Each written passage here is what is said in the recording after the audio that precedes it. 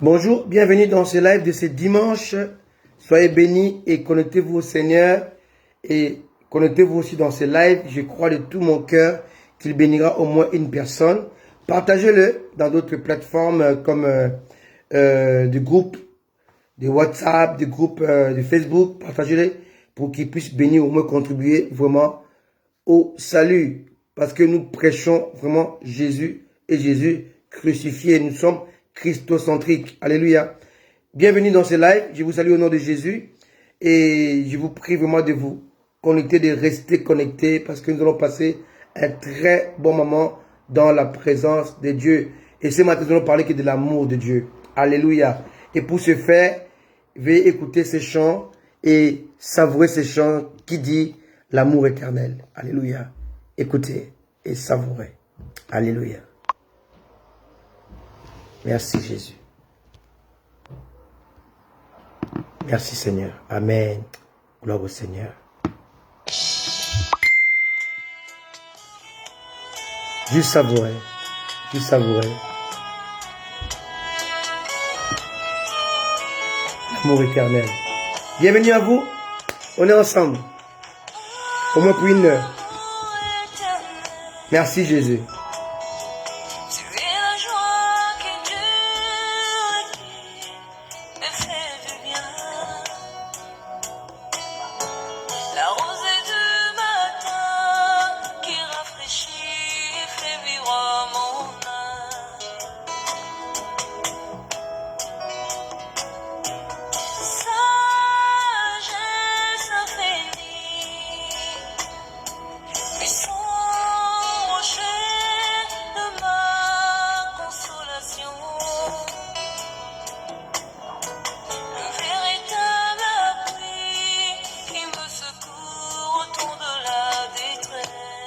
Juste savourer ces chants.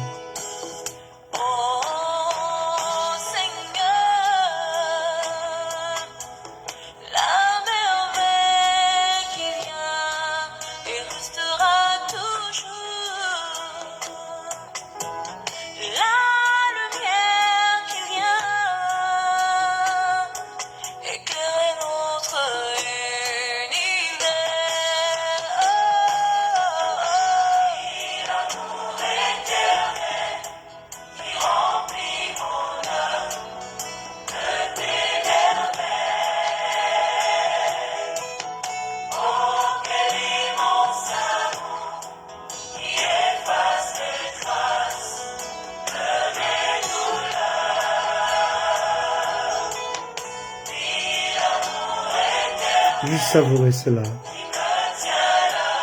Juste savourer. L'amour de Dieu nous rassure.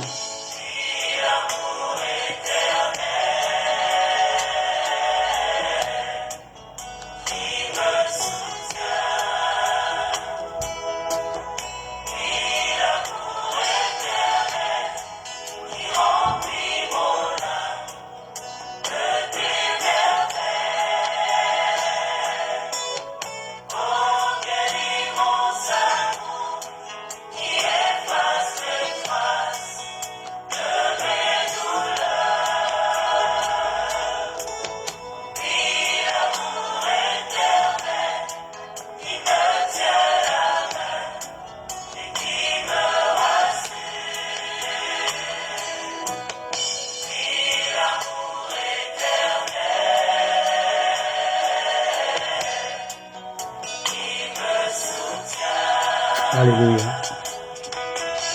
Merci Jésus. Nous venons, Seigneur, te magnifier et magnifier ta sainteté.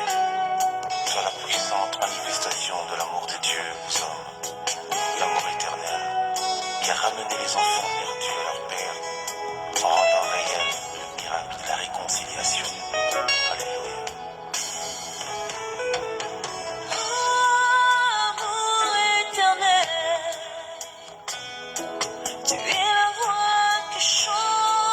Je prie que tu expérimentes ce matin l'amour de Dieu.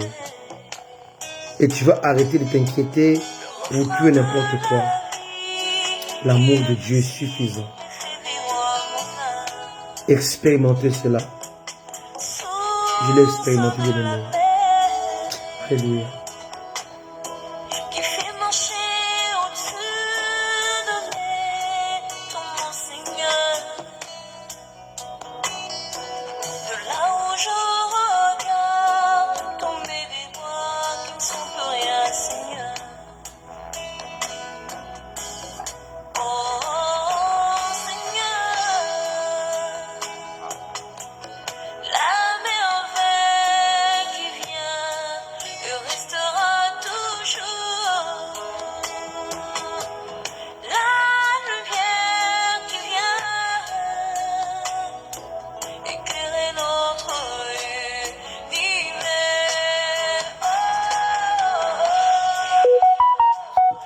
éternel de Dieu.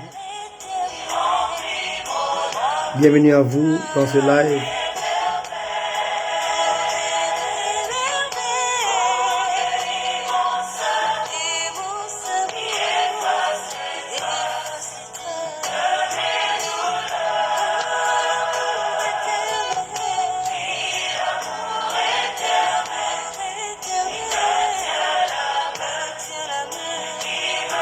L'amour de Dieu te rassure. Merci Jésus. Et te soutient.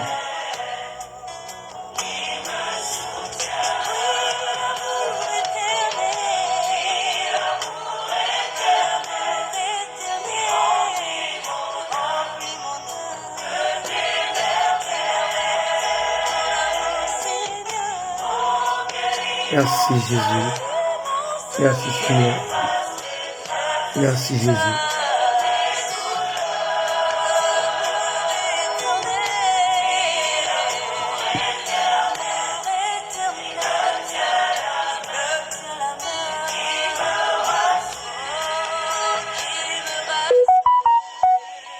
Là où tu es, dis-lui merci pour son amour. Tu es sauvé à cause de son amour. La rédemption est une expression de l'amour. Alléluia. Aimez comme Dieu aime. Apprenez à aimer comme Dieu aime. L'amour a deux aspects. Donner et se donner. Dieu a tant aimé qu'il a donné. Jésus a tant aimé qu'il se donnait. L'amour c'est donner et se donner. Je donne et je me donne.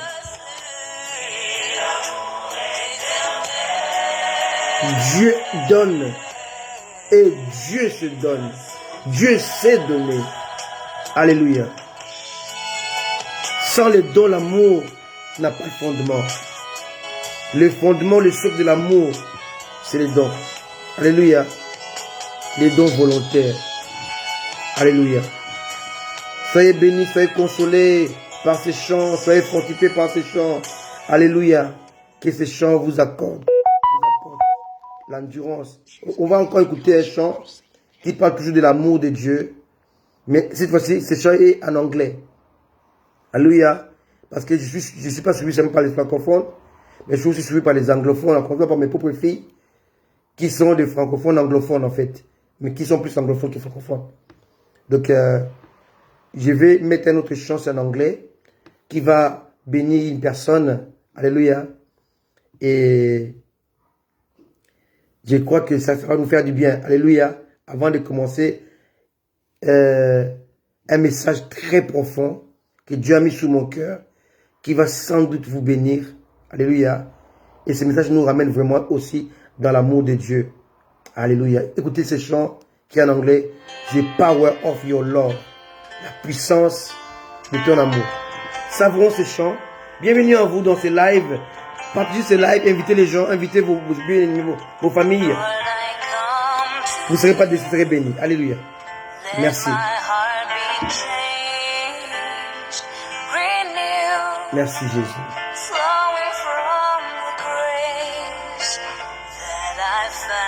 L'amour de Dieu.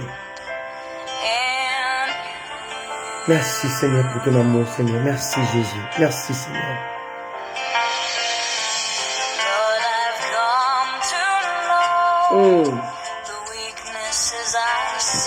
Ton esprit comprend l'anglais, t'inquiète pas. Ton esprit comprend.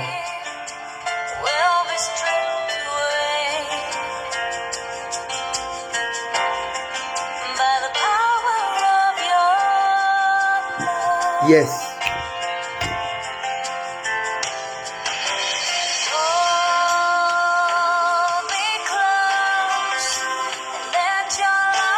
Attire-moi près de toi, Seigneur Jésus.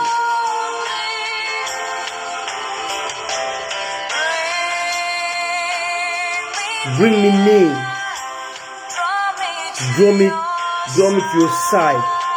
Tiens-moi à tes côtés, Seigneur. Nous avons besoin de toi, Seigneur.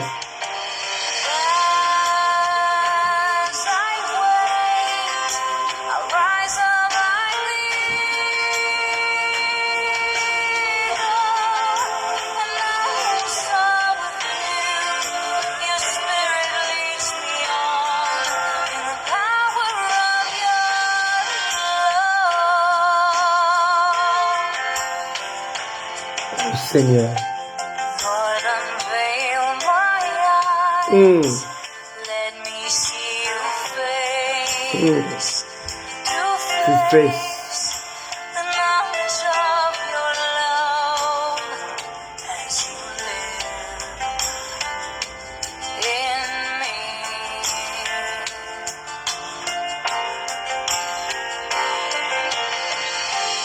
Lord, renew my mind as your will unfolds in my life and live in every day. Oh, in the power of your love. Hold me close. Let your love surround me. Bring me near. Draw me to your side.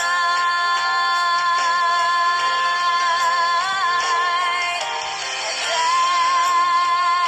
as I wait, I'll rise on my feet, and I will soar with you. Your spirit leads me on in the power of your love. Alléluia. Merci Jésus. Merci Jésus. Merci Seigneur. Bienvenue à vous tous. Alléluia.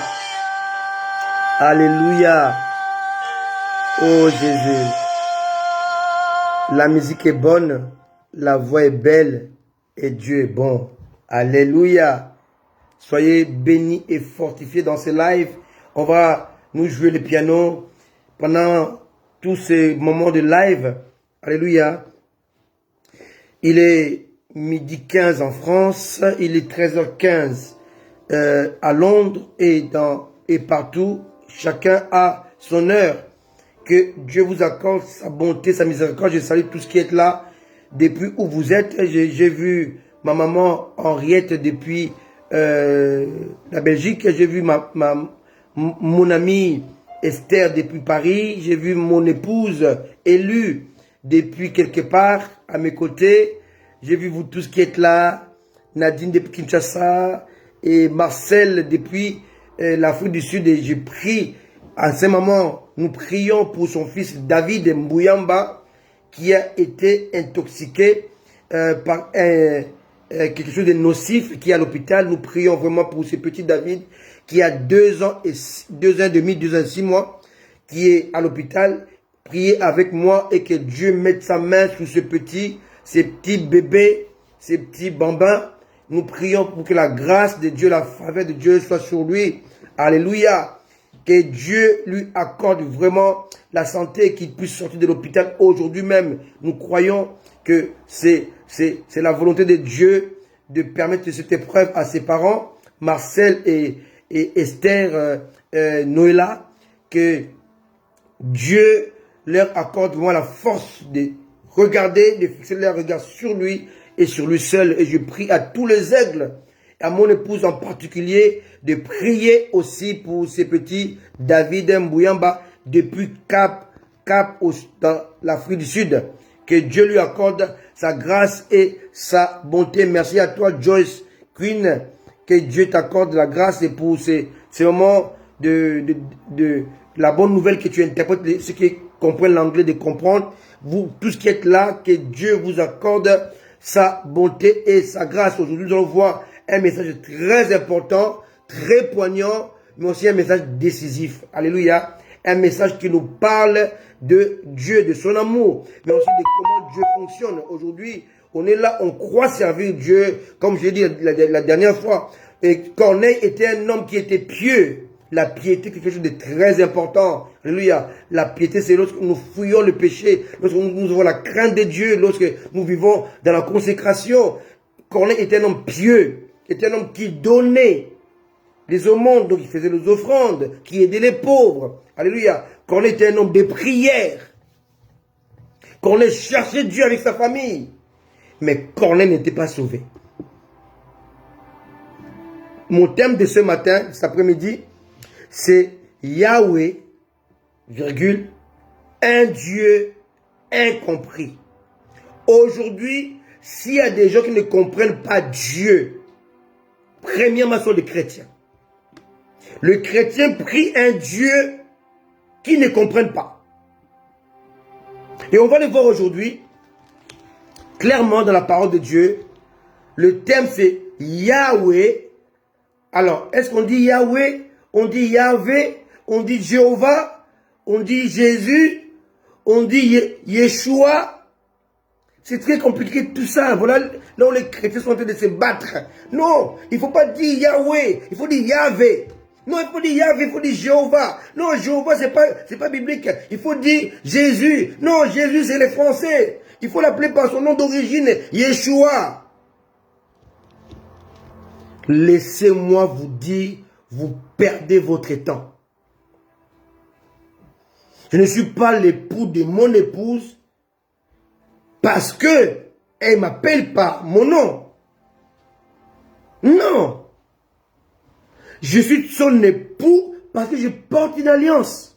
Parce que même si je l'enlève, c'est pas ça qui me lie avec elle. C'est un objet. Ce qui me lie avec elle, c'est le cœur. C'est pas le cœur que nous voyons. C'est le cœur qui est spirituel. Ce qui te lie avec Dieu, c'est pas la manière de l'appeler. Je suis pas son époux parce qu'elle m'appelle chérie. Non. Je suis son époux par rapport au cœur, par rapport à l'engagement, par rapport à l'alliance, par rapport à la connexion. Alors arrêtez de vous battre. On ne dit pas Jésus, on dit Yeshua. On ne dit pas Yeshua, on dit Yehoshua. On dit Mashiach. Les chrétiens sont dans des guerres inutiles et stupides. Dieu n'est pas dans tout ça. Alléluia. Beaucoup pensent même qu'ils connaissent Dieu plus que les Juifs qui l'ont reçu. Chez qui vient le salut? Le salut vient des Juifs. Alléluia. Sur eux-mêmes qui comprennent la langue que Jésus parlait, l'hébreu, ils sont en train de tâtonner. Et vous qui ne comprenez pas l'hébreu, vous voulez apprendre l'hébreu à votre manière, Yeshua, Yehoshua, Yehoshua. C'est la stupidité chrétienne. Le guéguerre, qui a raison, qui a tort. Il faut baptiser au nom de Jésus. Non, le nom de Yeshua. Aujourd'hui, ce message-là vous concerne. Yahweh, Yahvé, je suis, virgule, un Dieu incompris, point d'exclamation. Et je vais vous montrer par A plus B qu'il est effectivement un Dieu incompris. On ne le comprend pas. On ne l'a jamais compris. Et là, aujourd'hui, en septembre 2022, on ne le comprend pas. Nous prions un Dieu que nous ne comprenons pas. Comment il fonctionne. Souvent, nous les blâmons. Souvent, nous avons tendance à l'enseigner. C'est biblique. Alléluia. Si vous lisez l'histoire de Saul de Tarse, vous allez voir que Ananias voulait enseigner Jésus. Quand Jésus lui dit, tu vas aller prier pour Saul de Tarse, qui est chez un tel, Ananias a eu les culots. Comme les entiers disent, les toupets. Les toupets.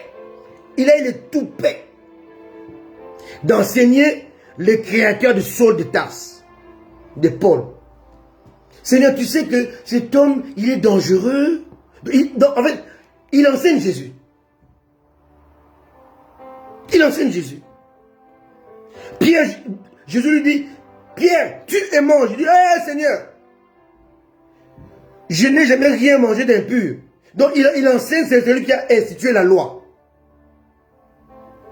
Et si vous comprenez un peu, mais ce que nous faisons, ce que vous faites aujourd'hui, nous avons tendance à dire à Dieu, Dieu, si j'étais à ta place, si j'étais Dieu à ta place, je n'allais pas procéder comme toi tu procèdes. Je n'allais pas faire comme toi tu fais.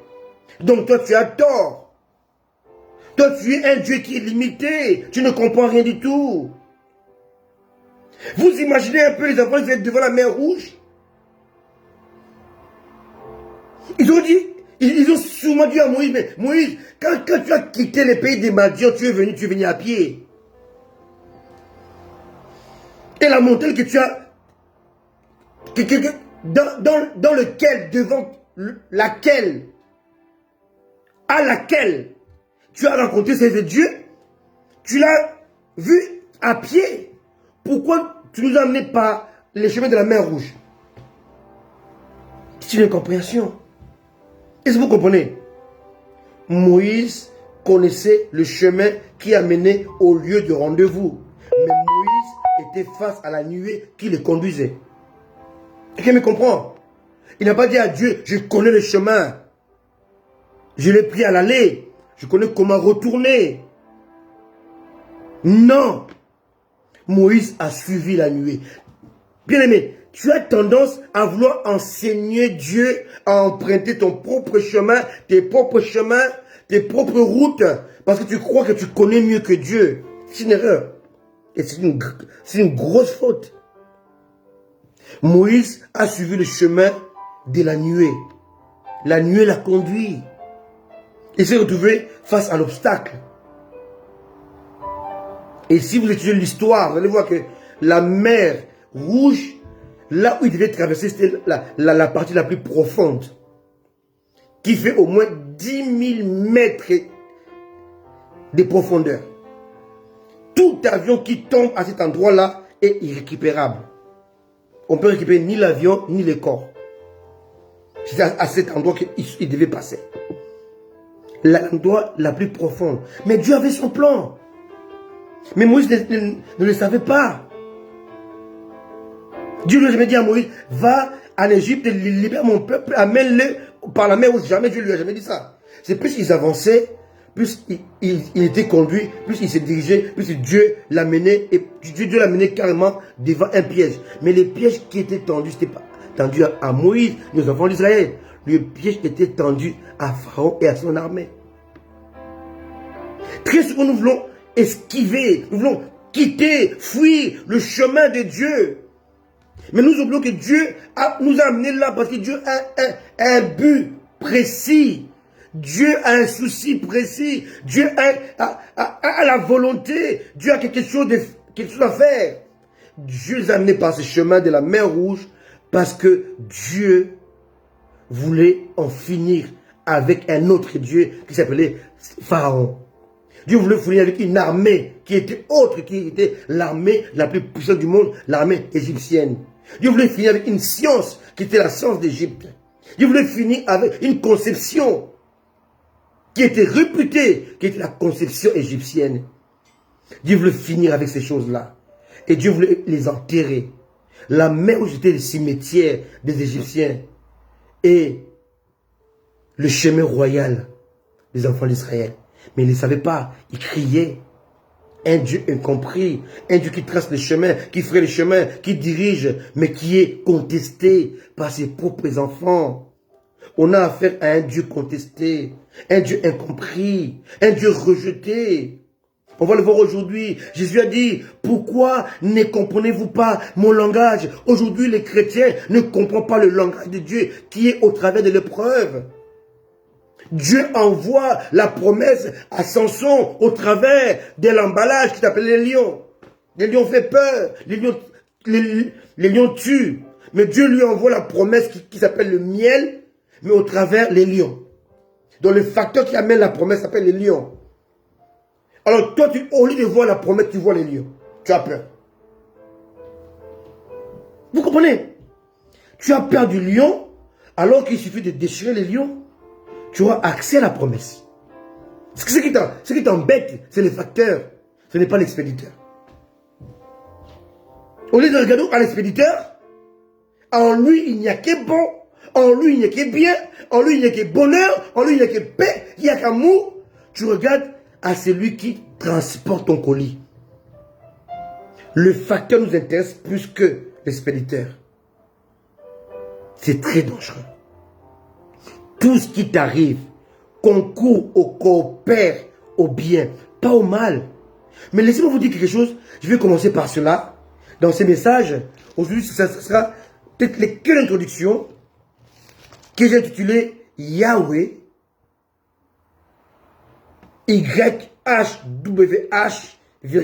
un Dieu incompris. Je veux que nous puissions comprendre la parole de Dieu prêchée par la parole incarnée, Jésus-Christ, le Saint-Esprit. Alléluia. Alors, Dieu, ici, on est dans la Genèse. Alléluia. Dieu va interdire. Alors là, l'interprétation de Dieu est mal comprise, en fait.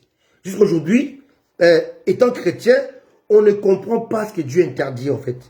On veut, comment se maquiller l'interdit. On veut, comment on dit ça? Saupoudrer l'interdit. On veut mixer l'interdit. C'est clair. Bien aimé, c'est clair. Laissez-moi vous le lire. On est dans Genèse chapitre 2. Alléluia. Dieu crée d'abord l'environnement. Il crée tout ce qui est composant de l'environnement. Maintenant, il va amener l'homme dans un environnement rempli, équipé. Il amène Adam dans l'Éden. Mais l'Éden était déjà rempli. Il y avait des arbres, il y avait tout. Il n'avait rien à faire. Il était pris en charge. Genèse chapitre 2, verset 15. L'Éternel Dieu prit l'homme et le plaça dans les jardins. Il a placé, en fait. Et n'oubliez pas que Dieu avait planté les jardins. Alléluia. Pour le verset 8, hein. Genèse chapitre 2, verset 8. Puis l'Éternel planta un jardin. Donc le jardin était quelque part. Il l'a pris comme une semence. Il l'a planté. Après, il va prendre Adam. Il va le planter. Donc le placer. N'oubliez pas ça. Tu n'as rien à faire. Tu es planté dans un endroit que Dieu a déjà préparé. Dans un endroit que Dieu a déjà préparé. Tu n'as rien à faire. Tout ce que tu dois faire, c'est jouir de ce bonheur que Dieu t'a donné. Que Dieu t'a donné. Profiter, mais te soumettre dans la soumission, dans l'obéissance et dans l'écoute. Dans la relation avec lui. Dieu prit l'homme et le plaça dans le jardin, ou le planta dans le jardin, pour le cultiver et pour le garder. Il t'a donné un don, il t'a donné quelque chose, la grâce, mais il t'a donné la responsabilité de la gestion. Ne confondez pas les dons et la gestion des dons. Non, ce n'est pas la même chose. Moi, j'ai reçu la gestion des dons, mais les dons appartiennent à Dieu. C'est pas parce qu'on m'a donné une voiture que celui qui m'a donné doit la laver. Non, ça n'a aucun sens. C'est pas parce qu'on m'a fait les dons de la voiture que celui qui m'a fait les dons de la voiture vient encore mettre les sons de la voiture. Non. Adam avait la responsabilité, le devoir de cultiver les dons de Dieu et de le protéger. On évolue. Verset 16. L'Éternel Dieu donna cet ordre à l'homme. Tu pourras manger de tous les arbres du jardin, mais tu ne mangeras pas de l'arbre de la connaissance du bien et du mal. Car le jour où tu en mangeras, tu mourras certainement. Ici, Dieu n'a pas interdit le fruit. Dieu a interdit de manger l'arbre. Ça veut dire que quand tu manges les feuilles, tu pêches. Quand tu manges les écorces, tu pêches. Et c'est ça là. Maintenant, dans l'arbre, on peut supposer, on peut avoir trois hypothèses de cet arbre. Soit cet arbre donnait deux types de fruits, c'est ce qui est improbable, hein, parce qu'aucun arbre donne deux types de fruits. Supposons que ça soit vrai. Il y avait un fruit qui s'appelait les fruits mauvais. Un autre fruit qui s'appelait les fruits bons. D'accord? Parce que l'arbre là était l'arbre qui produisait les bons et les mal. D'accord? Oh mon Dieu. Oh Seigneur. Il donne l'ordre. D'accord? On dit, mais tu ne mangeras pas de l'arbre de la connaissance. Donc l'arbre produisait le bon et le mal. D'accord? Donc on peut dire que cet arbre-là produisait un fruit qui était bon et l'autre qui était mauvais. Ben, il y avait deux types de fruits. Ce qui est improbable en fait. Ça c'est la première hypothèse. Deuxième hypothèse, c'était un fruit qui était divisé en deux. Il y avait la partie bon et la partie mauvaise. Deuxième hypothèse. Troisième hypothèse, c'était un arbre qui avait un fruit qui paraissait bon à manger, mais qui était nocif, ce qui est probable comme hypothèse.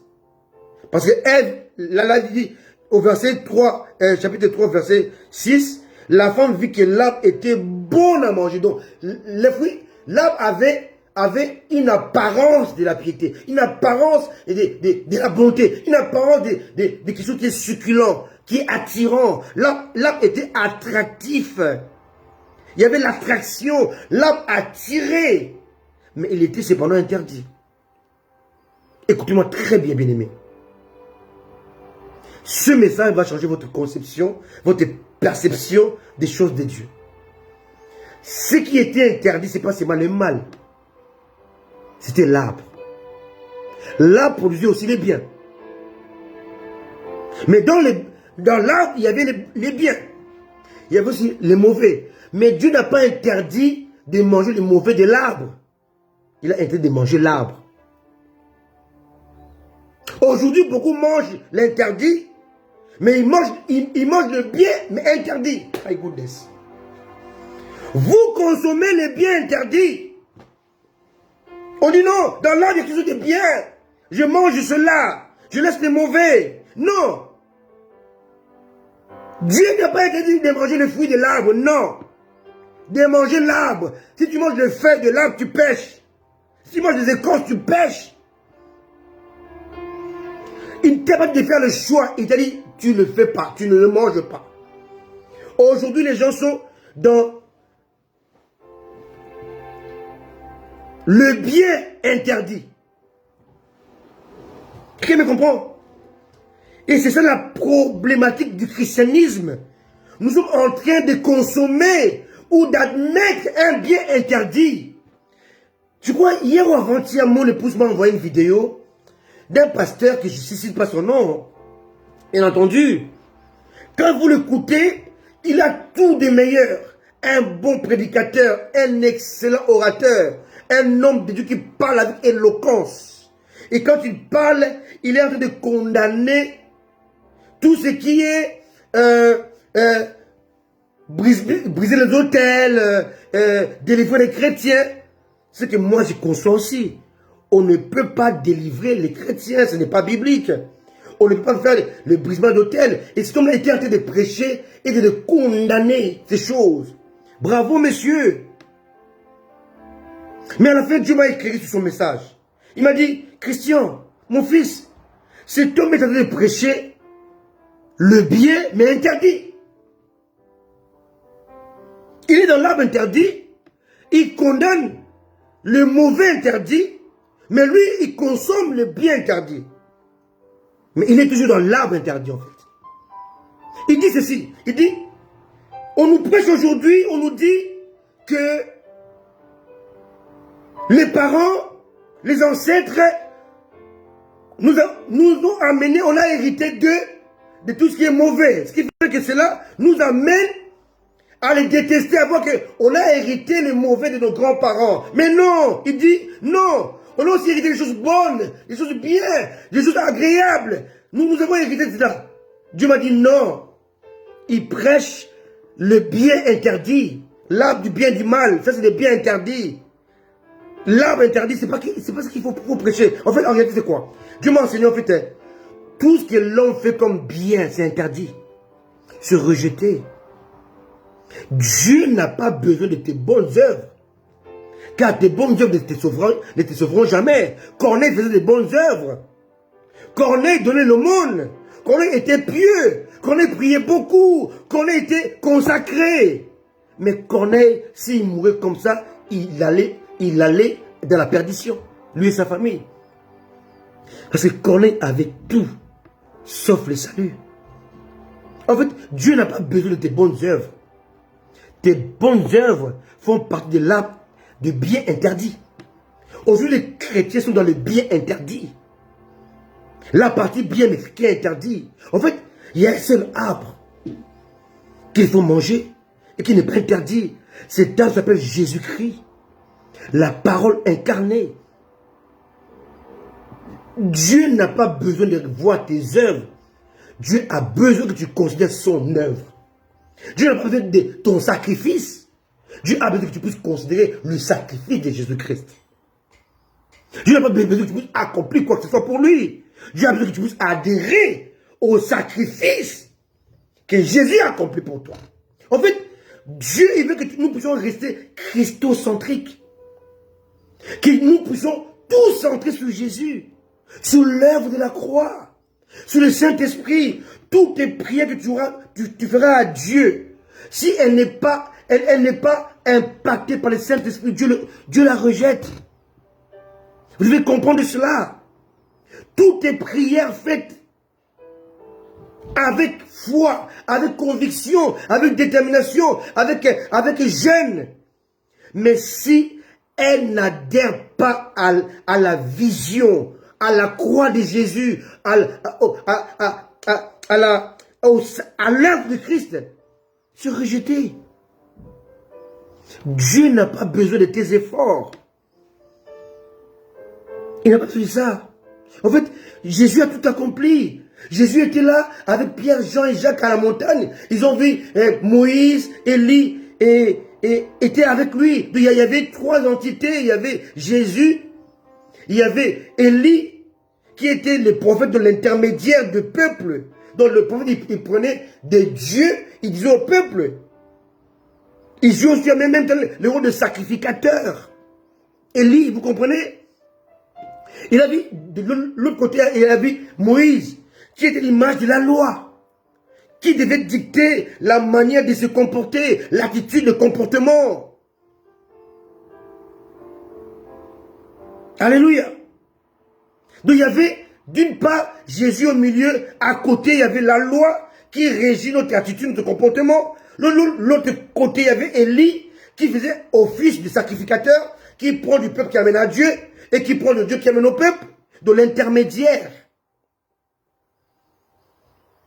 Moïse a dit, et Pierre a dit, faisons 3 tentes. Donc 3 tentes, considérons les 3 d'une manière identique. Jésus est égal à Moïse, est égal à Élie. Et quand Pierre a eu cette pensée-là, les deux ont disparu et ont été fondus en Jésus. Une nuée est descendue, les a couverts les 3. Et quand la nuée est partie, Jésus est resté seul. Donc Jésus est l'accomplissement du prophète et de la loi. Donc la loi et les prophètes sont accomplis en Jésus. Donc Jésus-Christ, à ce moment-là, il est devenu loi. Première hypothèse. Deuxièmement, à la croix, Jésus est devenu péché. Or, le diable tirait sa force, sa base, pour dominer l'homme. Satan utilisait 2 atouts, qui étaient les atouts pour affaiblir l'homme. Satan se servait de la loi et du péché. La loi renforçait le péché et le péché était condamné par la loi. Ce qui fait que quand tu as les deux, tu es perdu. L'homme était éloigné de Dieu à cause de la loi et du péché. Paul en parle. D'accord? Alors, Jésus est devenu loi. Parce que la loi était inclue en lui dans la montagne de la transfiguration. Jésus est devenu prophète de l'intermédiaire qui était entre Dieu et l'homme. Sacrificature et prophétique était inclus en lui. Jésus était devenu le tout, en fait. Maintenant, à la croix, il était ce tout-là qui composait la loi, les prophètes, et il est devenu péché. On n'oubliez pas aussi que lorsque Caïphe a déchiré son vêtement, d'après la loi, il n'avait pas le droit de le faire. Donc, en le faisant devant Jésus, il a transféré son sacerdoce. À ce moment-là, le sacerdoce lévitique a pris fin. Jésus est devenu souverain sacrificateur selon l'ordre de Melchisédek. Donc, il y a un sacerdoce intransmissible. Maintenant, il va monter à la croix en étant en même temps offrande et en même temps souverain, celui qui offre l'offrande. My goodness. Alléluia. Donc, Jésus devient en même temps celui qui offre l'offrande et en même temps l'offrande qui est offerte à Dieu. Et en même temps péché. Donc, en mourant, Jésus a tué les péchés. En mourant, Jésus a tué la loi. Voilà pourquoi la Bible dit que Jésus est la fin de la loi. Parce que la loi a pris fin en lui. Alléluia. Est-ce que quelqu'un me comprend? La loi a trouvé sa fin, sa conclusion en lui. Le péché a trouvé la fin en lui parce qu'il est devenu péché. Pas pécheur, péché. Jésus était en même temps le sacrificateur, le sauveur qui offrait l'offrande que Dieu exigeait et en même temps l'offrande que Dieu exigeait. Donc il était le tout en tout. Quelqu'un me comprend? Et en mourant, tout a été accompli en lui. Donc il a détruit et la loi et le péché qui faisait la force qui dopait le diable. Voilà pourquoi la Bible dit, Jésus l'a dépouillé. Comment il a dépouillé? Est-ce qu'il est parti voir Satan? Il dit, viens ici, enlève tes habits. Non! Il a dépouillé ce qui faisait sa force, ce qui faisait son endurance. Il a détruit la loi que Satan utilisait. Il a détruit le péché que Satan utilisait. Et en mourant, ces deux choses sont mortes en lui.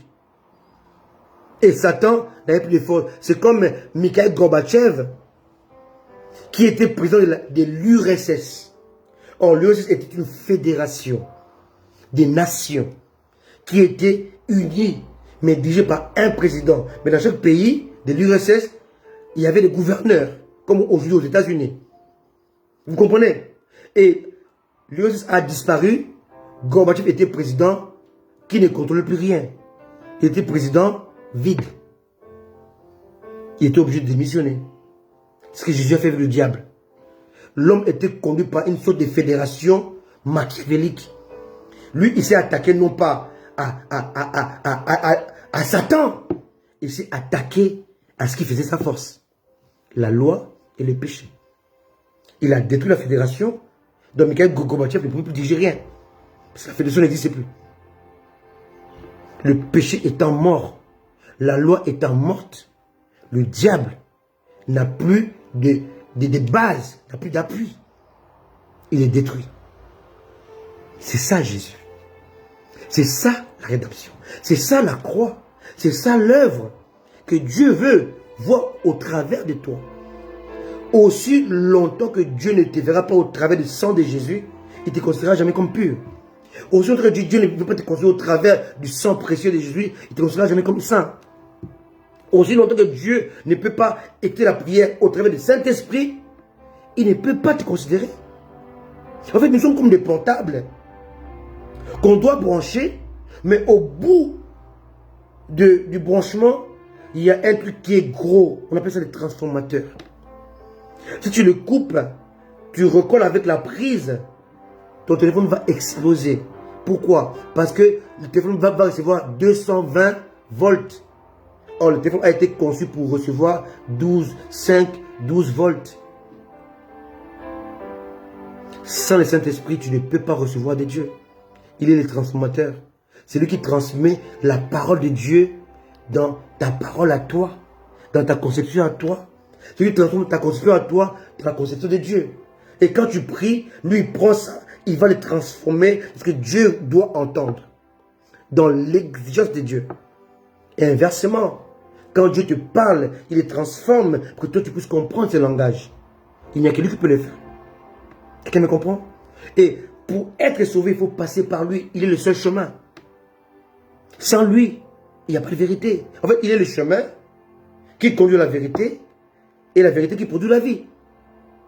Donc si tu n'empruntes pas le chemin que Jésus, tu ne pourras jamais, alors jamais, rencontrer la vérité. qui produit la vie. En fait, c'est ton accouplement avec la vérité qui produit la vie, qui est l'enfant. D'accord? Donc la vie est une conséquence de l'accouplement ou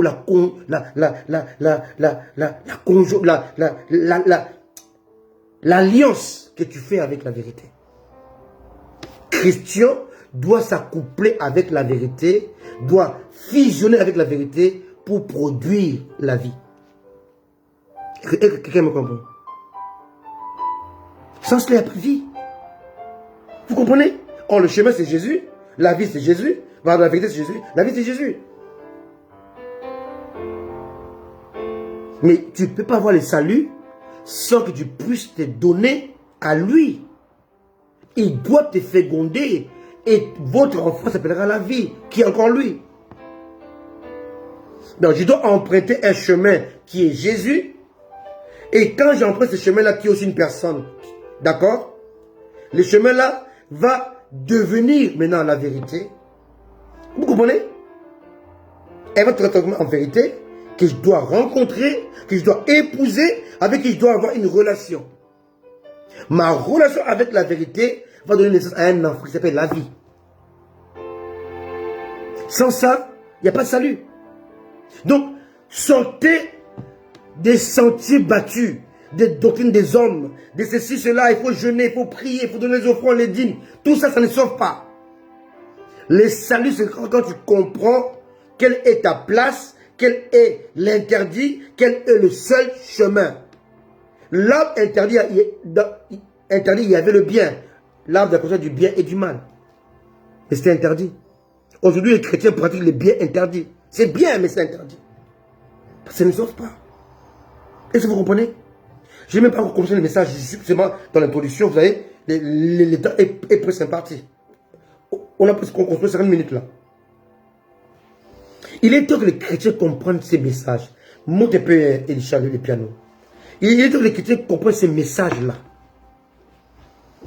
Un Dieu incompris parce que son message est incompris. C'est pas parce que quand tu prêches, tu condamnes ce que les gens condamnent.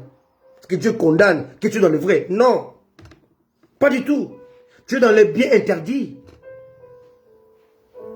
Tous ces dons que nous devons faire aujourd'hui, c'est d'amener les gens à Jésus. C'est tout. C'est tout. Amen. C'est tout. Des bonnes œuvres. Donner aux gens. Soutenir les gens. Donner l'argent. Donner ceci. Ça ne te sauvera pas. Ce dont tu as besoin, c'est d'accéder, c'est d'adhérer, c'est d'épouser, c'est d'accepter l'œuvre que Jésus a accomplie pour toi. C'est tout. C'est tout ce dont Dieu a fait. Pas autre chose. Est-ce que vous comprenez ça? Le plus important, c'est ça. J'adhère, je pousse ce que Dieu a planifié pour mon salut. C'est ça le plus important. Sinon, tu es dans le bien interdit. Tu dis, ah oui, je ne fais pas le mal, mais oui, tu fais le bien, mais qui est interdit. En fait, il y a un seul bien qui est autorisé. Ce que Jésus a accompli. Tu ne feras jamais le bien. Tu n'accompliras jamais les biens. Tu ne feras jamais le bien qui produira le salut. Ce n'est pas possible. Tu dois adhérer à ce qui a été fait pour toi. D'accord? Quelqu'un me comprend? Une voiture diesel ne peut pas rouler avec l'essence, même si tu pries. Une voiture électrique ne peut pas rouler avec l'essence, même si tu jeûnes. Le but, ce n'est pas que ton essence n'est pas bon ou ton gasoil, non. C'est que la conception de la voiture a été conçue pour rouler à l'essence. Si tu mets le diesel, ça ne marchera pas. Dieu, c'est pareil. Ça ne marche pas. Ta méthode, tes conceptions des choses, ça ne marche pas. La conception du salut, c'est d'épouser l'œuvre accomplie par Christ. C'est tout. Qui me comprend? Simple. Simple. Yahweh est Dieu incompris. Je suis que dans le balbutiement, dans l'introduction. L'introduction. Laissez-moi vous lire encore un verset. Aujourd'hui, je ne prêcherai même pas. Je suis seulement en train d'introduire ce message, qui est très important. Lisons Jean 8, verset 32.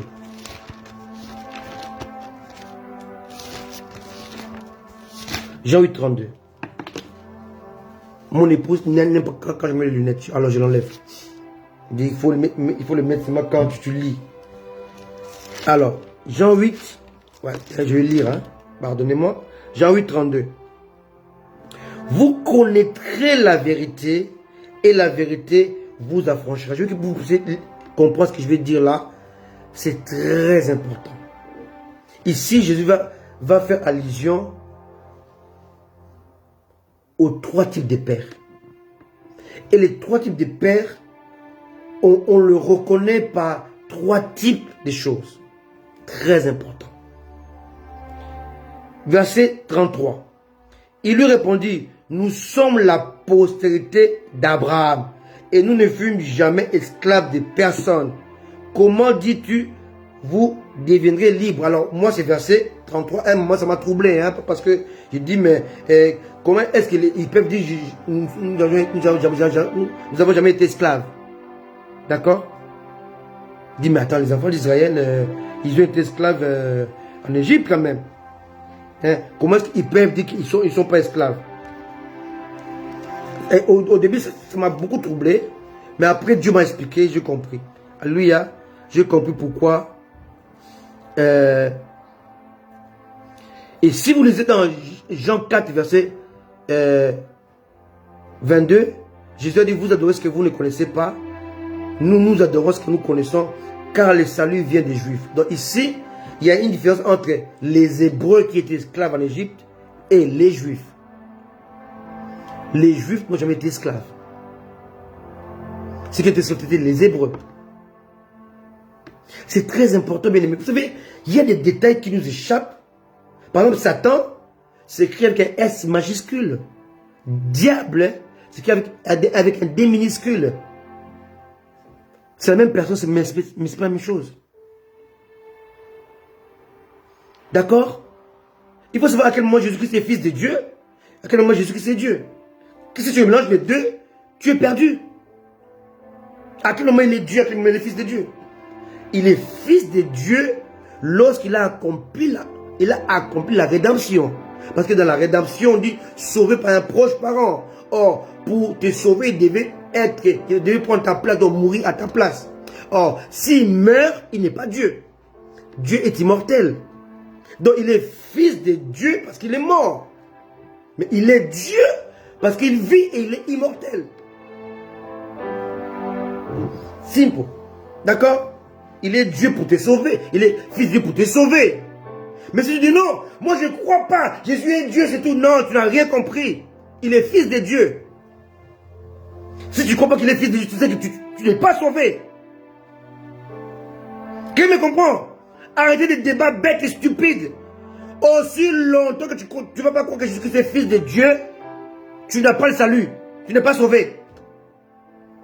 Tu es sauvé que si tu crois que Jésus-Christ est fils de Dieu. D'accord? Mais tu l'adores parce qu'il est Dieu.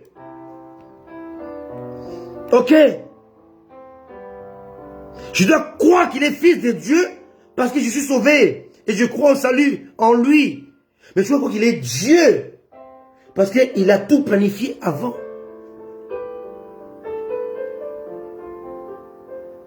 Il a planifié l'incarnation de lui-même. Il était lui-même l'agneau, lui-même le sacrificateur qui avait égorgé l'agneau. Il était même fils et père. Regardez bien, Abraham, son fils lui a dit, papa, où est l'agneau? Mais quand Dieu a donné l'animal, ce n'était pas l'agneau, c'était le bélier. Or, le bélier, c'est le père de l'agneau. En d'autres termes, Dieu ne voulait pas la mort d'Isaac, Dieu voulait la mort d'Abraham. Et quand vous commencez à comprendre Dieu avec ces lunettes-là de la connaissance, tout change. À quel moment tu as affaire au diable et à quel moment tu as affaire à Satan? Jésus n'a pas été tenté par un démon, mais par Satan. Job avait affaire à Satan, pas au diable. Toi et moi, on a affaire au diable, pas à Satan. Sont différents, mais ils ne sont pas différents. C'est une question de manteau. Est-ce que tu comprends? Si tu veux faire cette différence-là, tu es au début de la connaissance.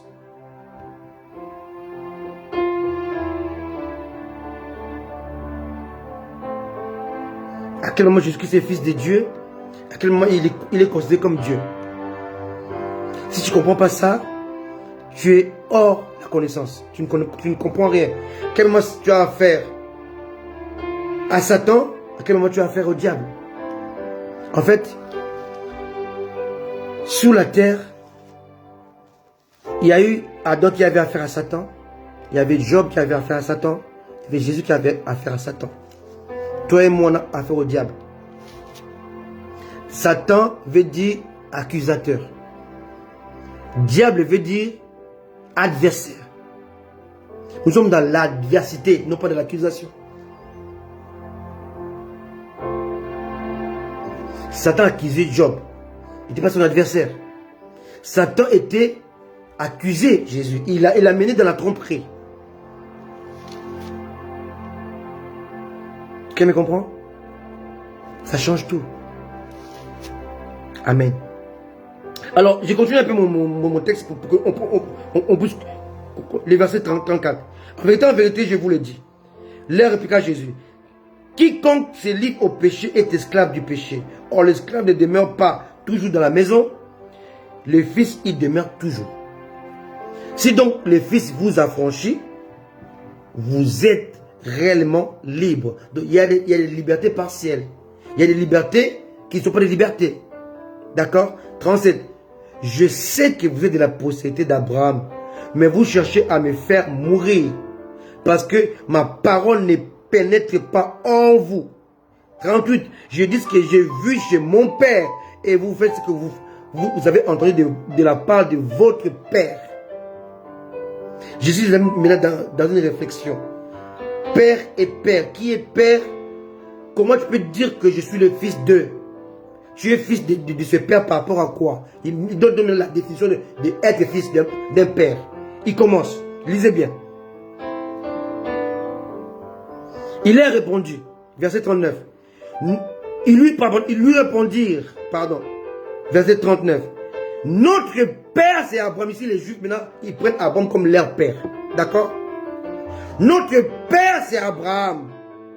Jésus leur dit, si vous étiez les enfants d'Abraham, vous feriez les œuvres d'Abraham. Donc, être enfant d'Abraham, c'est être dans la foi, en fait. Hein. Si on lit Galates, hein, tous qui sont fils de Dieu sont fils d'Abraham, en fait. D'accord?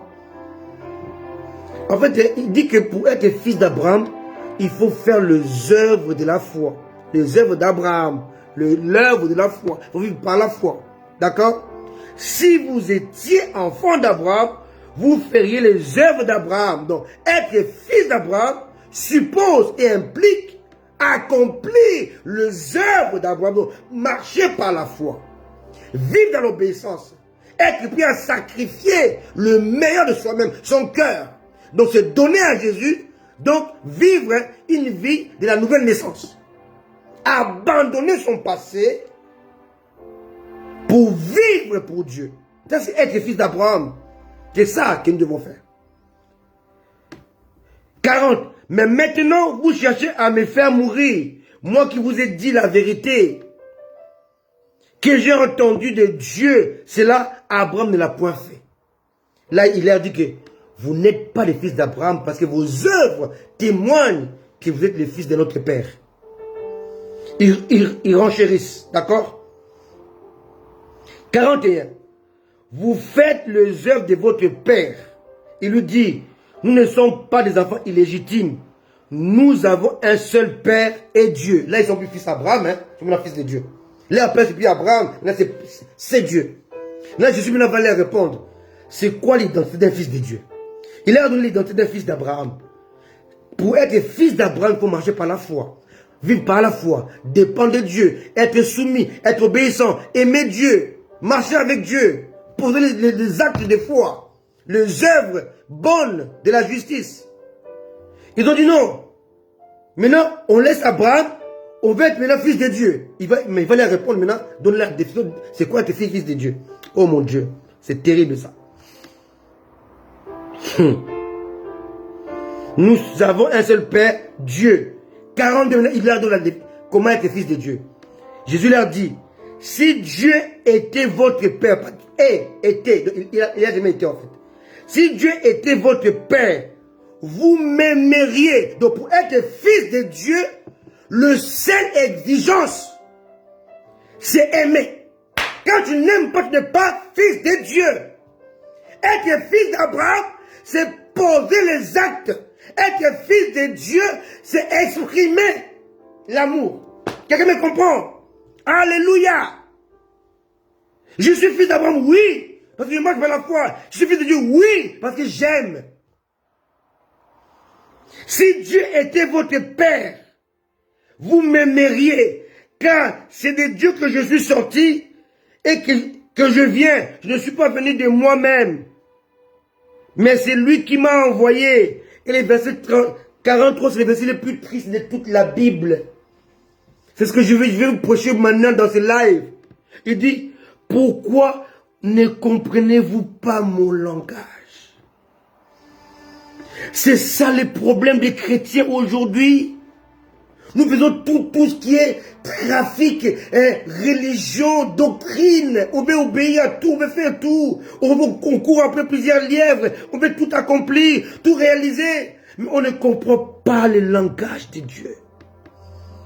43, c'est le verset qui est triste. Il parle avec un cœur brisé, un cœur blessé, un cœur contrit, un cœur angoissé. Il dit, mais pourquoi ne comprenez-vous pas mon langage? On ne peut pas prétendre être fils d'Abraham et ne pas accomplir les œuvres d'Abraham.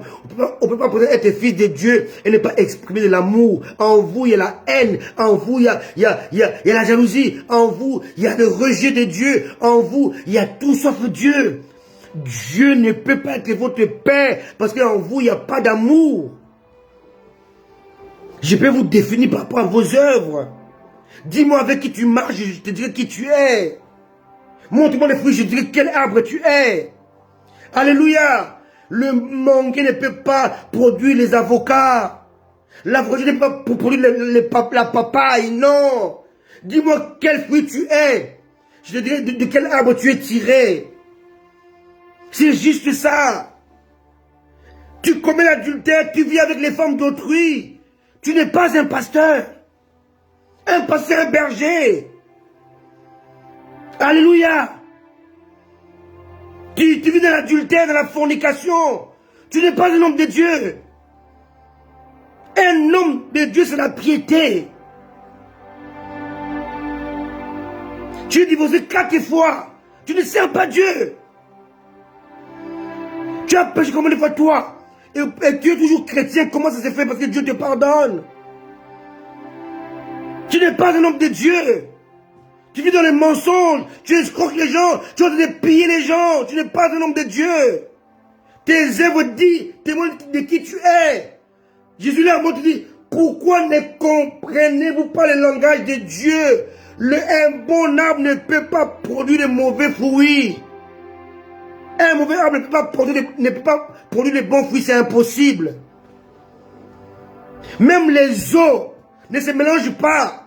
Allez en Afrique du Sud, allez voir qu'il y a la mer, l'océan Indien, l'océan Atlantique, l'océan sont là, les océans se rencontrent, mais ne se mélangent pas.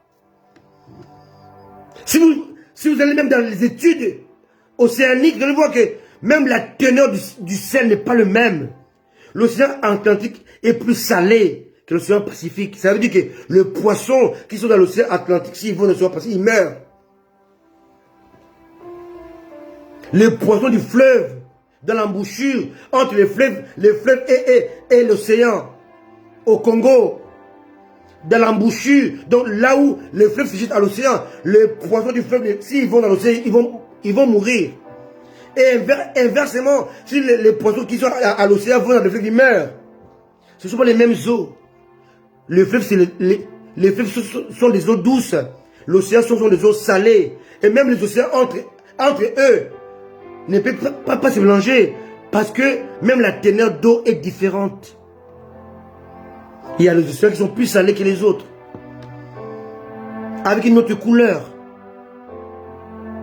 Dans la mer, pareil. Dans les eaux, c'est pareil. Il y a des poissons que Dieu a créés pour vivre seulement à 20 mètres, à 100 mètres. S'ils vont à 1000 mètres de profondeur, ils meurent. Tu vois pourquoi tu meurs? Tu vois pourquoi rien ne marche? Parce que tu ne sais pas où tu es situé. Tu ne connais pas où tu dois vivre. Dans quel environnement il faut que tu vives. Pour tuer un poisson, je n'ai pas besoin d'avoir un couteau. Pour tuer un poisson, il suffit que je le sorte de l'eau. Il mourra seul. Pour te tuer, Satan n'a pas besoin de t'envoyer des maladies, des sida, de tout ça. Non, pour te tuer, il te sort seulement de la présence de Dieu. Car Dieu t'a créé pour vivre dans sa présence. Il faut que tu quittes la présence de Dieu, tu ne vis plus, tu meurs. C'est simple. Et ça, Satan le sait. Il va t'envoyer des mauvais amis, des mauvaises relations. Et ces relations maintenant vont te sortir de la présence de Dieu. C'est tout, tu mets au kokufa. Tu vas mourir. You're gonna die. Simple, c'est simple. C'est simple. Un Dieu incompris. Pourquoi? Parce qu'il t'a mis dans un environnement, mais toi tu vis dans un autre. C'est comme si les poissons disent, non, moi je ne veux plus de l'eau. Je veux vivre de la forêt. C'est comme si les lions disent, non, moi je ne veux plus de la forêt, je veux de l'eau. Bien aimé, les lions et les rois sont dans la forêt. S'ils sortent de la forêt, il n'est plus roi. Si les lions rentrent dans la mer, dans la mer, il y a aussi des animaux, on appelle des monstres marins. Il y a aussi les lions des mers. Il y a aussi le requin, la baleine. Ce ne sont pas des poissons, ce sont des mammifères. Donc des animaux. Si les lions rentrent dans leur territoire, même les crocodiles, les lions peuvent tuer un crocodile. Mais dans la forêt, dans l'espace, sur la terre, dans l'eau, les crocodiles vont manger les lions. Le lion est roi sur la terre, pas dans l'eau. Où es-tu roi? Dans quel environnement es-tu? Tu comprends pourquoi il y a souvent des échecs dans ta vie? Parce que tu veux être roi dans les eaux, le roi sur la terre, et les chrétiens inventent les choses. Oh, la sirène des eaux. Dans toute la Bible, il n'y a pas un mot sirène là-dedans. Il n'y a pas une seule fois on parle de sirène là-dedans. Il n'y en a pas. Mais on te remplit maintenant la tête. Sirène des eaux. Sirène des eaux, c'est nulle part dans la Bible. On vous a appris les noms des démons. Démons de ceci, de cela. On vous apprend comment combattre les démons. En fait aujourd'hui, l'évangile est trafiqué. C'est plus la faute de l'homme, c'est la faute du péché. C'est la faute des démons. C'est la faute de la possession. Un évangile trafiqué. C'est pas ta faute. Tu n'as rien fait. Tu n'as pas à te repentir. Tu n'as pas à te convertir. On doit demander en fait, on amène aux hommes un évangile qui est un évangile trafiqué en fait. Ce n'est pas ta faute, Esther. C'est un démon qui te pousse à faire ce que tu fais. Si on le chasse, toi tu es bien. Oh, c'est faux. L'homme doit se repentir. L'homme doit revenir. L'homme doit se convertir. C'est ça l'évangile. Alléluia. Ce n'est pas ça. Non, ce n'est pas ta faute. On doit chasser le démon. Non. Non. L'évangile, c'est répands-toi, convertis-toi, afin que tu puisses vivre un temps de rafraîchissement. C'est ça l'évangile. Hein? Acte 4. Alléluia. Vous voyez, je n'ai même pas encore commencé même mon introduction, justement dans le balbutiement de ces messages. Yahweh, virgule, un Dieu incompris. Pourquoi il est incompris? Parce que l'homme ne comprend pas la gestion de la chose de Dieu. Il ne sait pas où il doit se situer, comment il doit fonctionner, comment il doit marcher, comment il doit se comporter, comment il doit aller. Jésus est parti chez Lazare pour sa résurrection, mais il arrive dans la ville, il ne rentre pas dans la ville. Il fallait maintenant comprendre pourquoi il ne rentre pas. Il ne rentre pas. Marthe vient et dit, si tu étais ici, mon frère ne serait pas mort. Il dit, oui, c'est vrai, mais ton frère va vivre. Mais comme elle avait une conception religieuse, quand Jésus dit, ton frère va ressusciter, il dit, ah, je sais. Aujourd'hui, les gens savent tout, même plus que Dieu. Il va revenir à la vie, à la résurrection des morts. Chez Jésus, parle de l'immédiat, qui parle du même jour. Elle parle des futurs. Parce qu'il y a un problème de connaissance. Il y a un problème de connaissance, de méthodologie. Nous prêchons aujourd'hui des choses qui ne sont pas vraies. Parce que nous prêchons l'interdit qui est bien. Le bien interdit. Là, interdit, il y avait le bien. Et nous prêchons ce bien-là. Mais c'est interdit. Prêchons le salut. Et le salut est une personne qui s'appelle Jésus. Marthe est venue. Elle a fait son speech, son discours. Jésus n'a pas bougé. Elle est repartie. Quand Marie est venue, Marie a compris. Pourquoi Marie a compris plus que Marthe?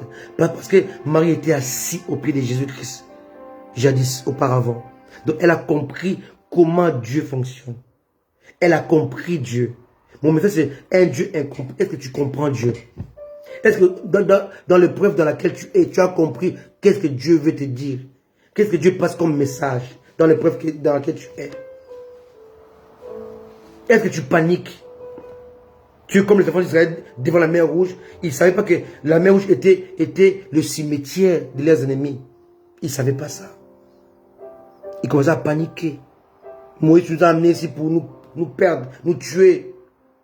Oh, Dieu les a amenés là pour les sauver. Est-ce que tu comprends Dieu? Quand Marie a vu Jésus, elle a compris que avant une demande, il y a un préalable. Et le préalable, c'était l'adoration. Je l'adore d'abord. Et j'expose mon problème après. Quand Marie a adoré, elle s'est prosternée avant la demande. Et lorsqu'elle a demandé, Jésus s'est intéressé à son problème. Où l'avez-vous mis? Dieu va s'intéresser à ton problème lorsque tu vas s'intéresser à lui, à sa personne. Simple. Et ces choses, on les prêche dans les églises. On prêche les Mami Wata, les sirènes des eaux, les anges des eaux, les anges messagers.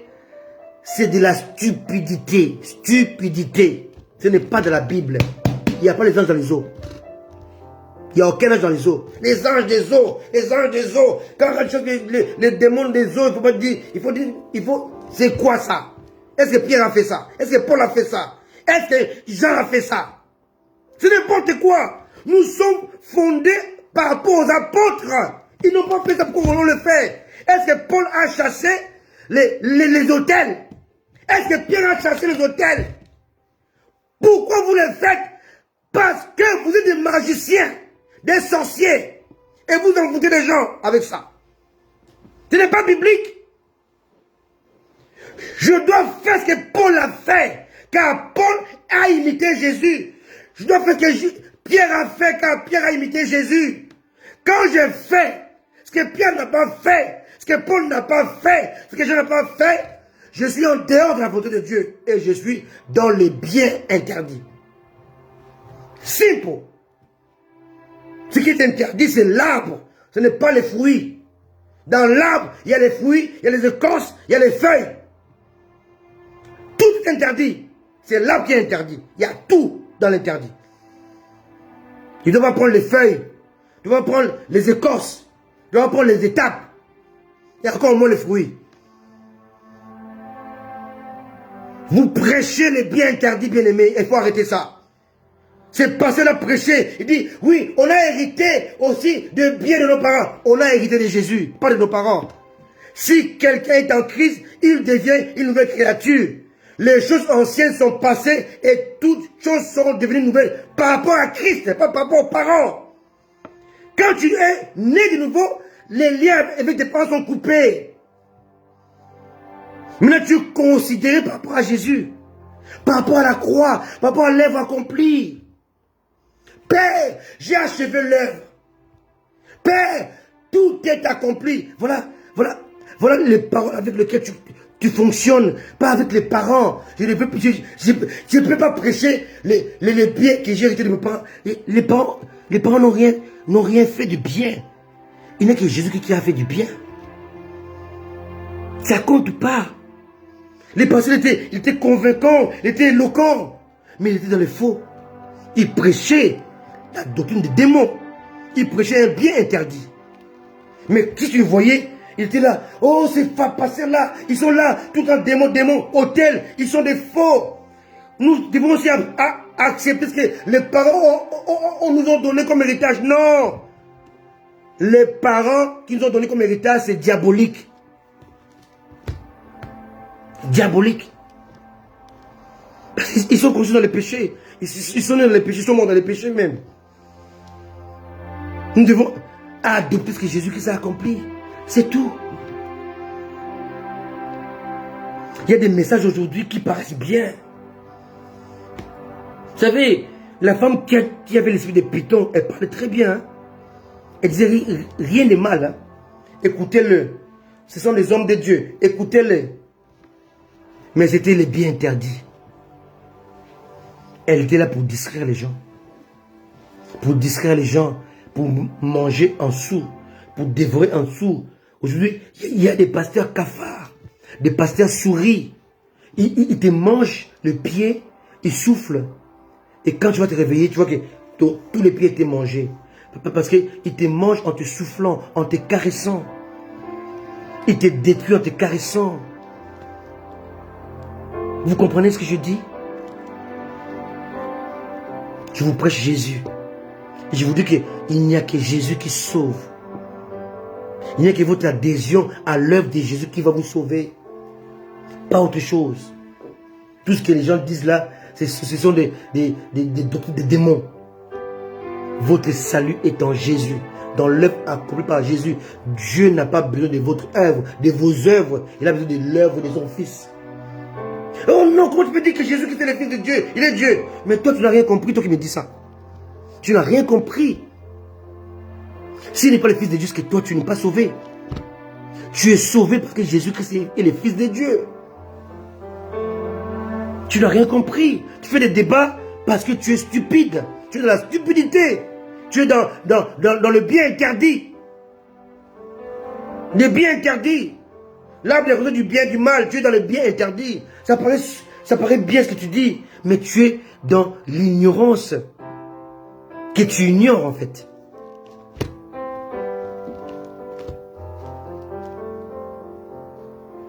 Si Jésus n'est pas le Fils de Dieu, donc Paul, il s'est trompé alors. Quand il dit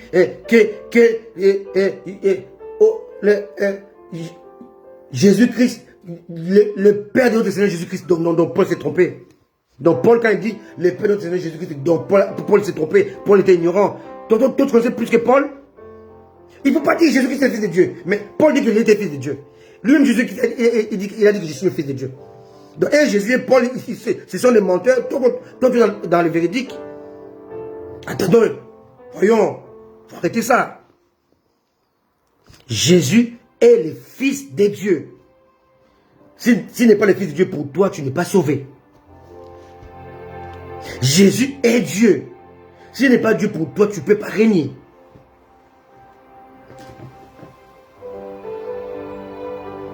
Satan est le diable.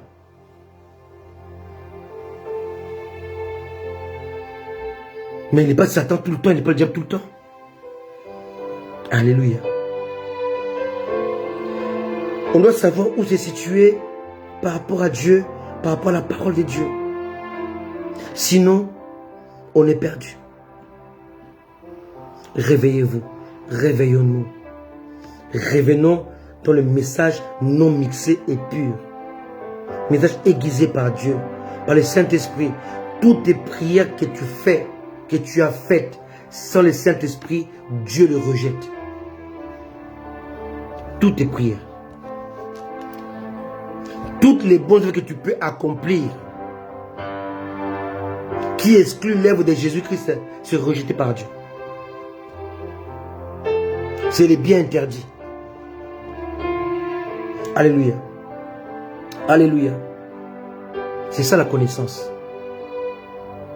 qui est jouissive. Je n'ai pas besoin de crier, de suer, d'être trempé. Il y a la sueur partout. Non. La vérité, elle n'est pas agressive. Hein? Elle n'est pas brutale. C'est les paroles. Les paroles qui pètent les cœurs. Qui fait fléchir les durs. Les violents. Mais la parole le fait fléchir. Tu vois un homme qui est violent, qui est dur. Un caïd. Mais la parole le pénètre. Tu vois un caïd qui pleure. Qui baisse la tête. Avec ses muscles. La parole tellement puissante. Qui va pénétrer son cœur. Son esprit. Il baisse la tête. Il commence à pleurer. Un vrai caïd. La parole peut désarmer un impie, un violent, un caïd, un assassin. La parole, elle est pénétrante pour vous déstabiliser, pour vous mettre contre les murs et pour vous ramener à la raison. La parole de Dieu, elle a fait ça pour moi. Elle peut le faire pour vous. Vous savez, un jour, on était en train de prier. Et puis on entend des bruits, des cris à l'extérieur. On sort, on voit quelqu'un qui était collé au mur. Collé sans colle. Je dis bien collé sans colle. Collé au mur, il ne peut pas se détacher. Je suis perdu. Je suis perdu. Je dis, oh, qu'est-ce qui se passe? Pas, je ne peux pas. Il est collé au mur. C'était un sorcier. Il était midi, je crois. Je ne sais pas, aux 13h. On nous est en train de prier à l'intercession. Il est collé au mur. Je suis perdu, je suis perdu. C'est un caïd. Il était collé au mur parce qu'il voulait venir nous envoûter, mais l'esprit l'a collé au mur. On a vu des choses avec Dieu. Quand on a prié pour lui, il s'est décollé des murs. Satan ne peut rien vous faire. Les sorciers, ce sont des esprits les plus petits qui existent. N'ayez pas peur d'eux. Ils ne sont rien. Satan a été désarmé. Le péché a été détruit. La loi a été abolie.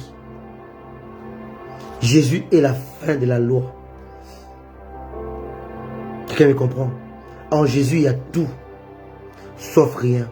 Comme j'ai toujours dit, si Jésus-Christ n'est pas le maître de tout, il n'est pas le maître du tout. Jésus doit être le maître de tout pour être le maître de ta vie. Je répète, si Jésus dans ta vie n'est pas le maître de tout, alors il n'est pas le maître du tout.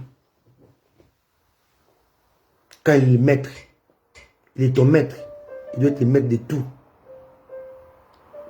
qui concerne ta vie. Ton foyer, tes enfants, ta vie, ton travail, tes business, tes entreprises, tes projets. Alléluia.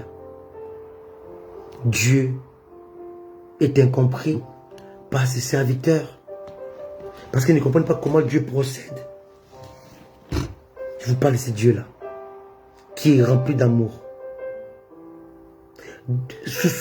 Souvent, on ne comprend pas l'amour de Dieu. Je vous donne un aperçu de ce message.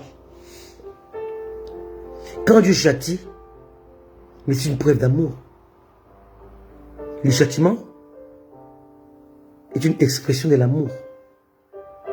Qui aime bien, châtie bien. Donc le châtiment est un comportement de l'amour. De l'amour a plusieurs compartiments. Dans cet amour-là, il y a la passion, il y a l'amitié, il y a aussi le châtiment. Donc l'amour est composé de châtiment, d'amitié, de passion, de compassion. Tout ça, ça fait partie de l'amour. Et souvent, lorsque nous sommes dans le comportement de l'amour qui nous dépasse, on dit que ce n'est pas l'amour. Non, c'est l'amour. Quand Dieu a chassé Adam et Ève du jardin, il avait par amour. Vous savez pourquoi? Parce que s'il les laissait, ils allaient consommer l'arbre de la vie. Qui n'était pas interdit d'ailleurs, qui était autorisé. Or, ils allaient les consommer dans le péché. Or, s'ils consommaient l'arbre de la vie autorisé dans le péché, ils s'autorisaient à s'autoriser de vivre éternellement loin de Dieu. Par conséquent, Dieu les chasse et protège l'arbre par des chérubins avec une épée pour que l'homme ne puisse pas prendre l'arbre et le manger. Parce que si l'homme mangeait l'arbre, Dieu mettait fin et rendait la rédemption caduque. Parce que les messies devaient sortir par la femme. La femme qui serait la descendance d'Ève. D'accord? Donc si Ève et Adam mangeaient des fruits, Dieu condamnait son plan de rédempteur. Donc il va les chasser pour préserver la rédemption. Donc toi et moi. Vous avez compris? De la même manière, Pierre il va dire à Jésus, Seigneur, à Dieu ne plaît, cela ne t'arrivera pas, donc tu ne mourras pas. En fait, Pierre est en train de combattre ton propre salut. Tu ne mourras pas. Donc empêcher Jésus de mourir, c'est empêcher que je sois sauvé. Ce que Pierre fait, c'est ce que Pierre voulait faire. Moi, je vais te défendre pour que tu ne meurs pas. Jésus a dit, arrière de moi, Satan, car tu as des projets diaboliques. Si tu empêches ma mort, tu empêches ton salut à toi-même, Pierre, et tu empêches le salut de milliers de personnes de toute l'humanité. Donc, ton projet est diabolique. Et pourtant, nous, on va les louer, n'est-ce pas? Quelqu'un qui te projette contre la mort. Si tu me projettes contre la mort, tu exposes Elisha, tu exposes Joanna, tu exposes Patricia, tu exposes Emmanuel. Tu exposes Christian, tu exposes Esther, tu exposes Marcel, tu exposes Nadine, tu exposes Henriette. Si tu empêches Jésus de mourir, tu condamnes tout le monde. Donc, arrière de moi, Satan, car ce sont les projets diaboliques. Mais pourtant, Pierre, il les faisait par amour. Mais son amour était le bien interdit. Tu comprends? Parce qu'il s'opposait à la rédemption. Donc, vois un peu, il y a des choses comme ça que tu peux poser comme acte. Tu crois que je fais bien. Mais tu fais mal.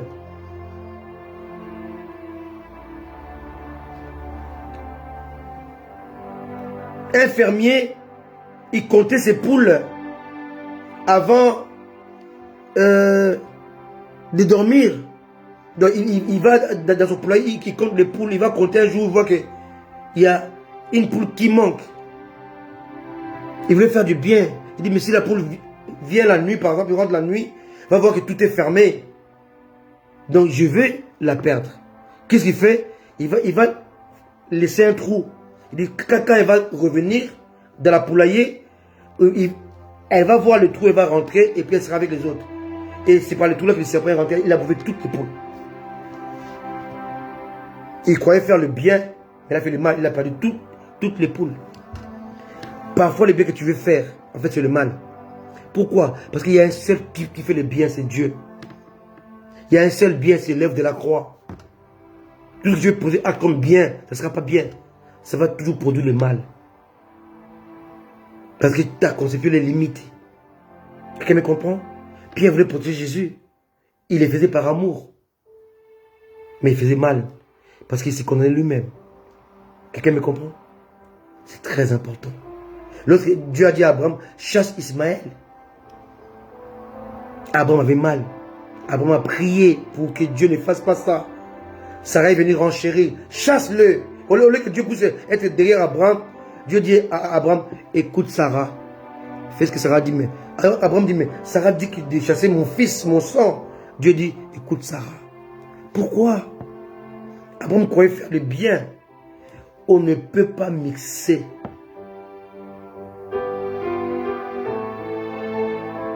la lumière et les ténèbres. Ismaël était les ténèbres. C'était l'enfant de négociation. L'enfant charnel. Ce que nous faisons aujourd'hui, nous voulons mixer la chair et l'esprit. Ça ne marche pas. Ta chair doit mourir. que ton esprit vive. Ismaël doit partir pour que Isaac règne. Qui me comprend? On veut faire comme Abraham, on veut garder Ismaël, mais il doit partir. Si Ismaël ne part pas, Isaac ne peut pas régner.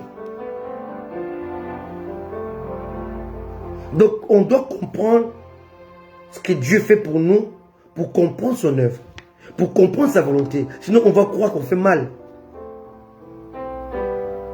On fait le bien alors qu'on fait le mal.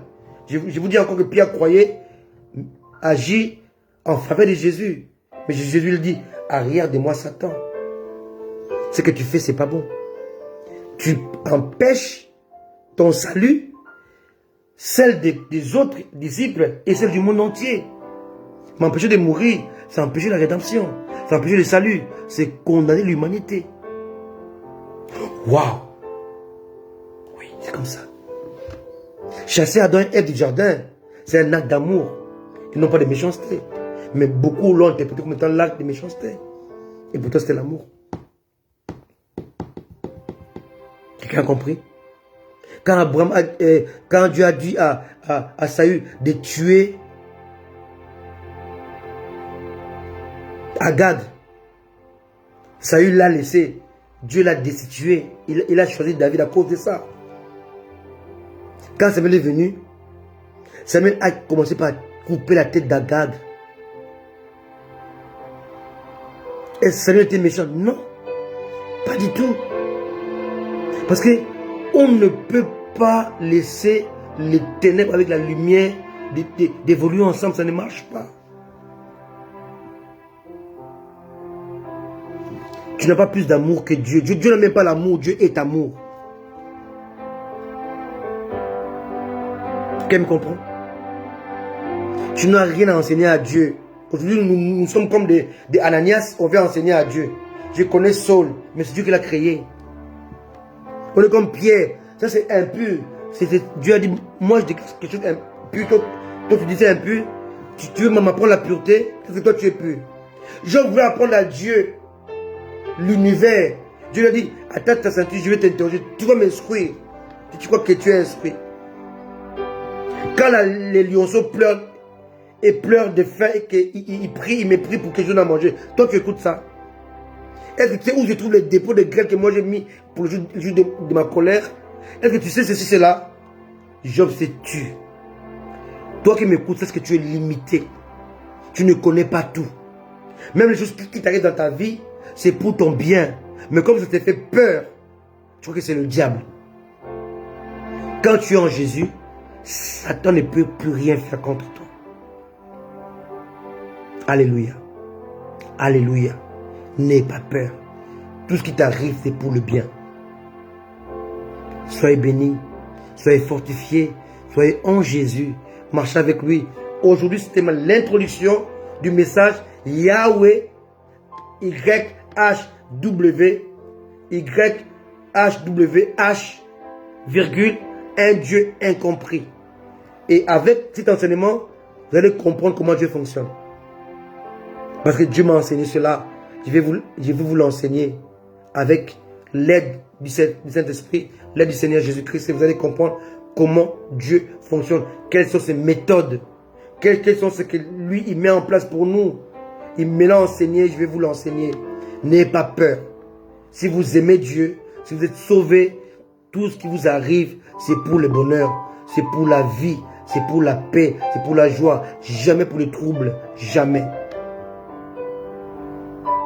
Restez en Christ. Ne suivez pas n'importe quoi. Suivez ce qui est écrit. Il n'y a aucune révélation qui doit dépasser ce qui est écrit. Il n'y a aucune révélation qui soit au-dessus de ce qui est écrit. Aucune. Aucune. Aucune. Il n'y a aucun salut en dehors de Jésus. Aucun. Il n'y a aucune prière qui peut monter au ciel sans passer par l'Esprit de Dieu. Aucune. Si vous comprenez ces choses-là, vous commencez à comprendre comment Dieu fonctionne. Alléluia. Vous savez, j'ai mon permis en France, mais si je conduis à Londres avec la méthode française, j'ai souvent J'ai eu mon permis en France, mais si je connais en Afrique du Sud, avec la méthode française, je suis wrong. En France, on roule à droite. En Angleterre ou en Afrique du Sud, on roule à gauche. Quelqu'un me comprend? Je sais conduire. Mais si je prends les modèles de France où j'ai eu mon permis, pour conduire avec ces modèles en Angleterre, je suis dans le faux. Ta manière de penser n'est pas celle de Dieu. Ta conception de Dieu n'est pas celle de Dieu. Ta conception de la religion n'est pas celle de Dieu. Ta conception que tu es né avec, ou tu as appris dans ton église, ce n'est pas celle de Dieu. Celle de Dieu est inspirée par le Saint-Esprit. Celle de Dieu est inscrite là-dedans. Tu crois aux sirènes. Mais nulle part le mot sirène est marqué dans la Bible. Tu crois aux maris et aux femmes de nuit. Et pourquoi pas aux fiancés de nuit aussi? Hein? Je comprends. Ils ont fait le mariage quand pour qu'ils deviennent mari de nuit ou femme de nuit. Il y a ce mariage. Vous n'avez pas fait le mariage. Et comment tu appelles mari de nuit? Vous voyez, là où la stupidité amène les gens, mari de nuit. Vous n'êtes pas marié. Et comment devient ton mari de nuit? Il faut dire plutôt fiancé de nuit. Ou concubin de nuit. Parce que vous faites de la fornication. Il vient faire la fornication avec toi. Il ne t'a pas épousé. Mais pourquoi tu l'appelles mari de nuit? Parce que tout est faux. Quand tu es en Christ, quand tu es converti, quand tu es né de nouveau, il n'y a pas de mari de nuit, de femme de nuit, ça n'existe pas. Il n'y a pas de possession, ça n'existe pas. Il n'y a pas d'hôtel, ça n'existe pas. Alléluia. Mari de nuit. Mari de nuit. Il y a un pasteur qui a dit à la femme d'un serviteur de Dieu qui était en état de divorce, le pasteur lui a dit, donne-moi $50, $100, je vais te faire une délivrance. Et voleur. Voleur. Comment peux-tu délivrer quelqu'un qui est rempli du Saint-Esprit? Comment peux-tu délivrer quelqu'un qui est converti? Voleur, escroc. Va travailler. Au lieu d'escroquer les pauvres gens qui sont là que pour croire en Jésus. Donnez, donnez, donnez. Pour être béni. On ne donne pas pour être béni. On a déjà été béni en Jésus. Jeûnez. On ne gêne pas pour être délivré. On a été délivré en Jésus. On gêne pour nous, pas pour recevoir. On gêne pour détacher les choses qui nous collent, pas pour devenir. Je deviens à cause de Jésus. Je reçois à cause de Jésus. On ne peut pas corrompre Dieu par les jeûnes. Tout ça, il faut, bien aimé, tout est à revoir dans ce qu'on enseigne aujourd'hui. Tout est à revoir. Parce que tout est, actuellement, on est en train de pratiquer le bien interdit. Retenez cela. Aujourd'hui, j'ai parlé du bien interdit. Le bien interdit, j'ai parlé que de ça. Que Dieu vous bénisse. Que Dieu vous accorde sa grâce, sa bonté. Restez attachés à Jésus. Je ne vous parle que de Jésus et de lui seul. Aimez-le. Marchez avec lui. Écoutez-le. Parlez avec lui comme vous parlez à votre voisin, à votre ami, à votre mari, à votre femme. Parlez-lui. Ouvrez votre cœur. Parlez-lui. Il vous écoutera. Il vous répondra. Alléluia. N'allez pas voir des pseudo-prophètes pour vous détecter, je ne sais où, pour vous visualiser, ou pour vous identifier. C'est quoi les mots là? Prophète, et quoi? Identifie-moi, hein? C'est quoi les mots qu'ils utilisent? Repère-moi, non. Dieu sait où tu habites. Dieu t'a connu avant, quand tu étais encore dans la sémence de ton père, il te connaissait. Dieu t'a connu quand il t'est formé dans le ventre de ta mère. Dans l'utérus, il te connaissait.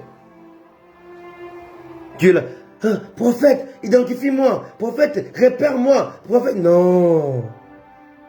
C'est des faussetés tout ça. Ce sont des escrocs. Ils ne veulent pas travailler. Ils sont là, ils portent des habits des prophètes pour vous escroquer. C'est pas comme ça. Alléluia. Restez attachés à Jésus. C'est lui notre source. C'est lui le salut. C'est lui notre rédempteur. Alléluia. Alléluia. Ce n'est pas des prophètes qui doivent vous identifier, vous repérer, vous situer. C'est farfelu tout ça. Je suis contre eux, non. Je suis pas contre eux. Je suis contre leur méthode. Je suis contre leur doctrine. Je suis contre ce qu'ils prêchent. Parce qu'ils prêchent le bien interdit. Ça paraît agréable, mais ça donne la mort. Alléluia. Soyez bénis. Soyez conséquents. Attachez-vous à Jésus. Aimez-le. Marchez avec lui. Accrochez-vous à lui. Parlez-lui. Avec le Saint-Esprit. Tout ira bien. Nous bénissons Dieu pour notre fils David Mbouyamba, le fils de notre bien-aimé, l'apôtre Marcel, depuis le Cap en Afrique du Sud, que Dieu a touché, que Dieu a guéri, que Dieu a libéré, que Dieu a affranchi. Soyez bénis, partagez-moi ce live et rendez-vous dimanche prochain pour le début de ce message. Aujourd'hui, c'est l'introduction. Soyez bénis et que Dieu vous accorde sa grâce, sa bonté au nom de Jésus-Christ. Amen. Ciao, bye bye, je vous aime de tout mon cœur. Moi et mon épouse et lui, nous sommes là. Nous serons toujours là pour vous apporter la parole non mixée et pure pour votre libération, liberté et salut et pour la vie éternelle. Au nom de Jésus. Amen. Ciao, bye bye. Bye.